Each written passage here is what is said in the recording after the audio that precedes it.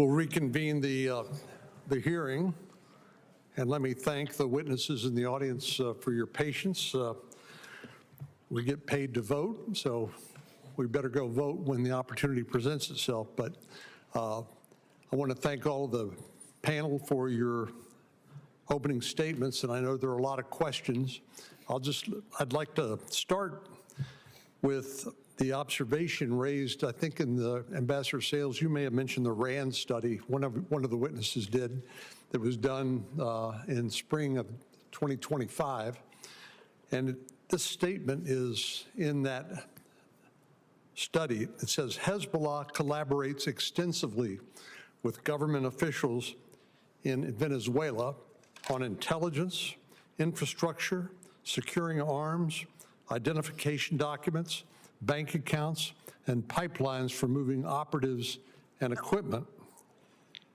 It goes on to say that in 2022, Iran and Venezuela formalized a 20-year cooperation agreement in which Maduro explicitly aligned his country with Iran's axis of resistance. And it refers to Iran's strategic partnership with Venezuela.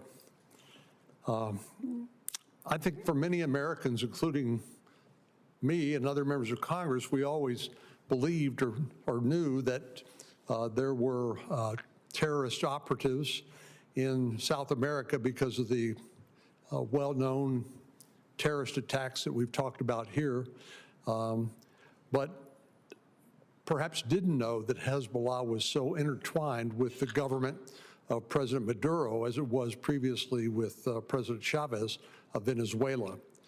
And I wonder if maybe starting with Mr. Levitt, you could comment on that. And I guess as I think about Hezbollah, I think they're not just a terrorist organization, but they also basically run the government in Lebanon. And I wonder, do they have similar aspirations in countries like Venezuela? Thank you for your question.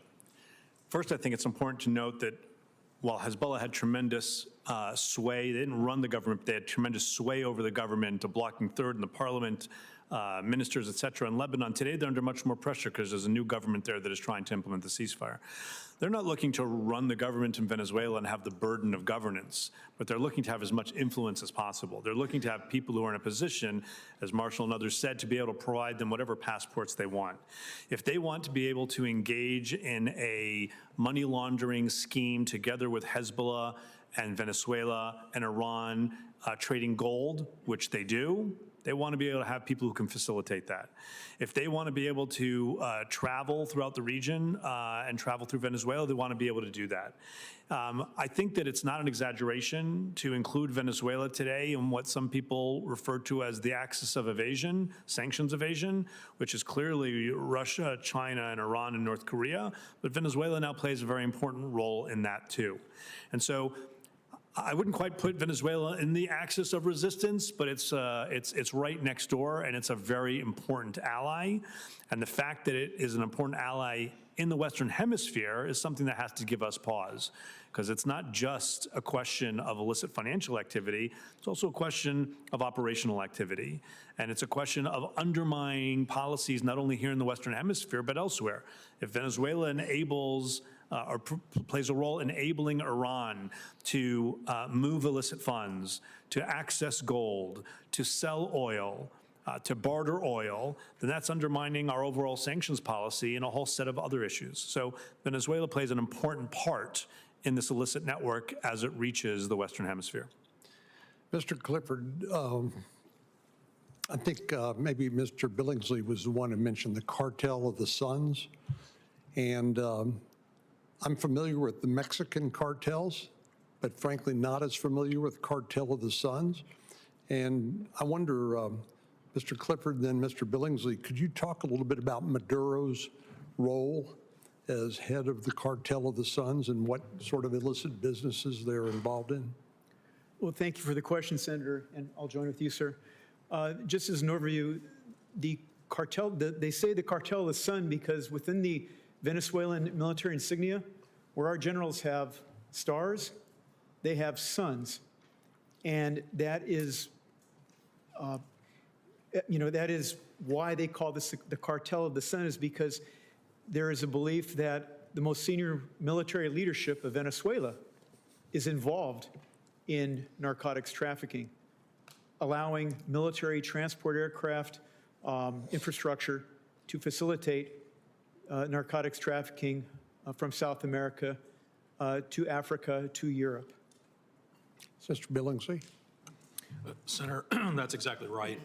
The Cartel de los Soles is a reference to the entire kleptocratic structure that surrounds Maduro and the rest of the senior leadership in the country, who have collaborated together now for many years to divvy up the spoils of the country. And it goes from a wide range of drug trafficking initiatives, but it goes all the way through to the looting of illicit gold mining in the country, the destruction of the rainforests, the oppression of the indigenous peoples as they do that, the contamination, mercury contamination you can see from space as they process the gold.